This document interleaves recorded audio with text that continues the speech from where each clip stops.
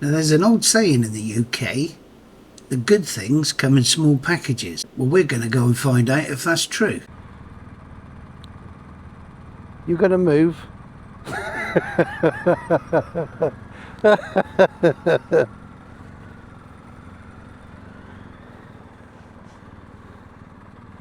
Oh yeah, good job you said. I'd have just driven off. Yeah, I had.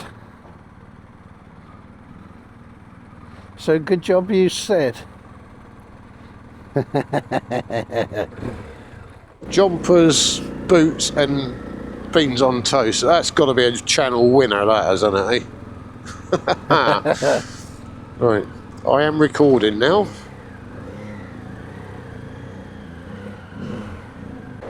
Look at this lot here, look, I bet they felt the cold last night. Look at them. Yeah. I expect they had a lovely fire going in the evening. Yeah. Look at all the mistletoe up in that tree, look. Yeah. Looks like a bloody great bird's nest, doesn't it?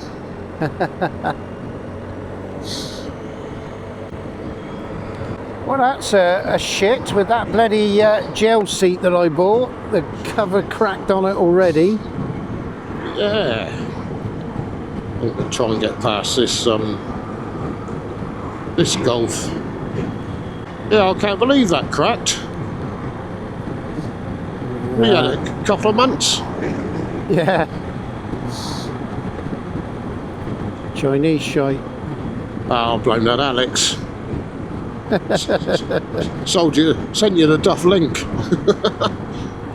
Get his own back for that 360. Yeah. Well, I didn't fill it up completely, and it's saying I got 222 miles in the tank. That's fair enough, isn't it? I think that'll see us out today, won't it? As I say, I'm looking forward to seeing this one you've got in mind.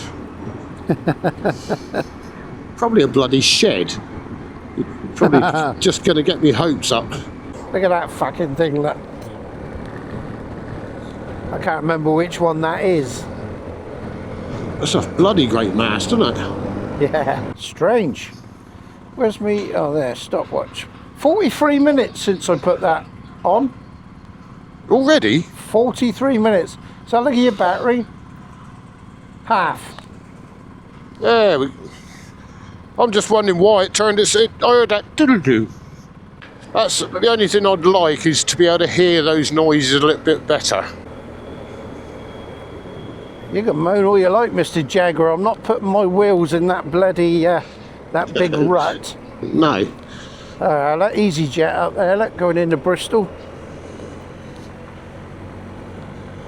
The camera won't pick that up, will it? Too far away, I expect.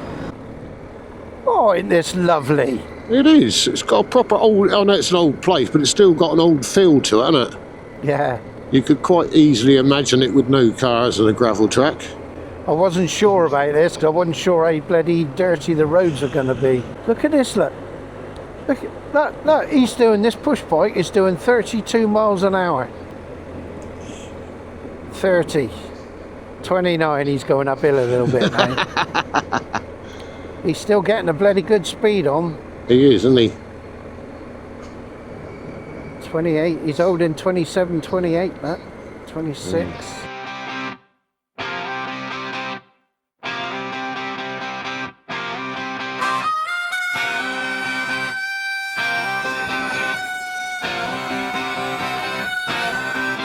Wheels hum on the blacktop skin, chasing the sun as the day begins. The hills roll out like a painted dream. Nothing but the wind and the engine scream.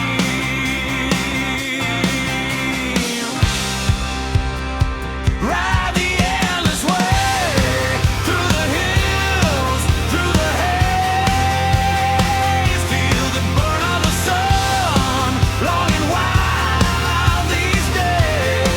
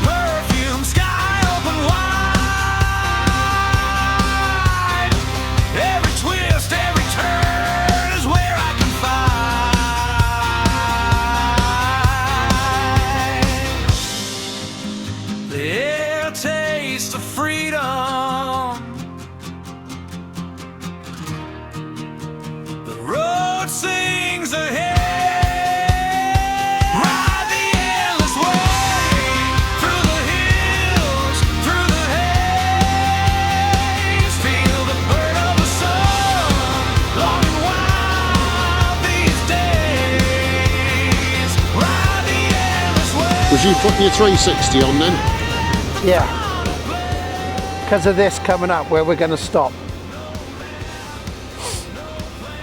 Look at this house. Ooh. The dancing hare on the top. Yes. Look at it. We're going to go. Yeah. Look at it. Tiny, isn't it? Isn't it great though? It is a house though, isn't it? Yeah.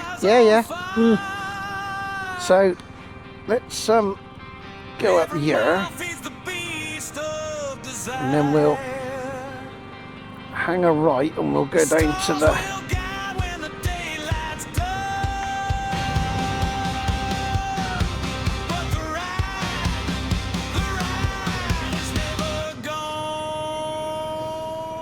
no, there is a lay-by here, so there it is up on the Oh, that's empty, that, isn't it? We might as well park up on the flat there, aren't we?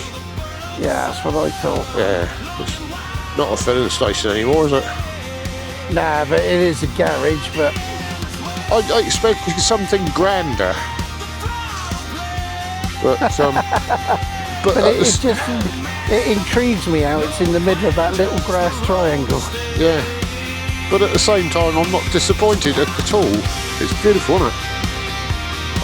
Because the windows are open, I might just give it a knock and ask them if they've got any objections. Hopefully not. I mean, if they say no, then I won't, but I will go and ask them.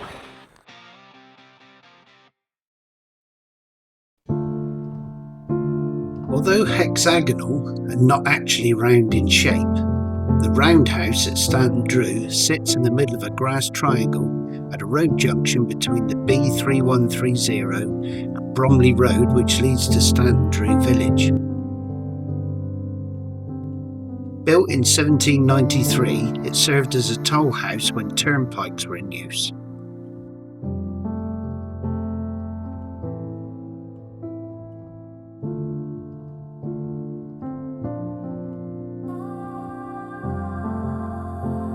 And at one stage in its early life, it housed a family of 8.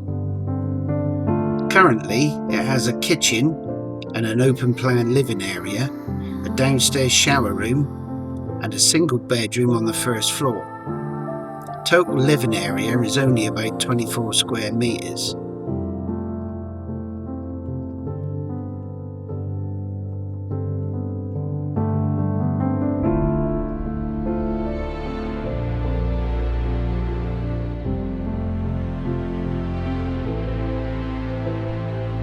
The current owner is the one that had the fighting hares added to the thatch roof. She says she's got no plans to ever move from this house and can even see herself hanging around to haunt the place after she's no longer alive.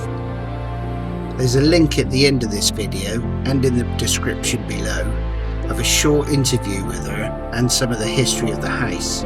That's well worth a watch.